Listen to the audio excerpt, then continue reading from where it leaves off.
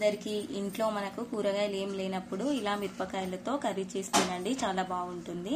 దీనికి కావాల్సినవి మిరపకాయలు అలా పెద్దగా కట్ చేసుకోవాలి. 1 కప్పు నువ్వుల పొడి, కొంచెం ఆవాలు జీలకర్ర, 1 కప్ ఆయిల్, కొంచెం పసుపు, కొంచెం కరివేపాకు, తగినంత సాల్ట్, కొంచెం చింతపండు రసం కూడా తీసుకోవాలి.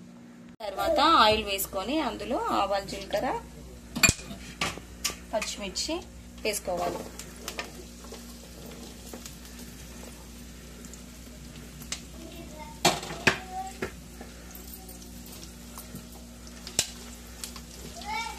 మిరపకాయలు అలా కొంచెం వేగగానే అందులో కొంచెం కరివేపాకు వేసుకోవాలి. ఆ తర్వాత మిరపకాయలు కొంచెం మగ్గిన తర్వాత అందులో పసుపు, ఉప్పు అన్నీ వేసుకోవాలి. అందులోనే నువ్వుల పొడి కూడా వేసుకొని మంచిగా కలుపుకోవాలి. అలా ఒక 2 మినిట్స్ వేయించుకోవాలి వాటిని. నువ్వుల పొడి వేసుకోగానే కలుపుతూనే ఉండాలి, లేకపోతే మాడిపోతుంది. అలా 1 మినిట్ కలిపిన తర్వాత చింతపండు రసం పోసుకొని మంచిగా కలుపుకోవాలి. అందులోనే వాటర్ కూడా పోసుకోవాలి.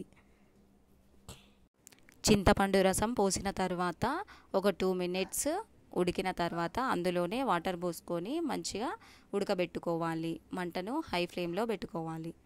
అలా మంచిగా ఉడికేటప్పుడు 1 టేబుల్ స్పూన్ ధనియా పౌడర్ వేసుకొని మంచిగా కలుపుకోవాలి.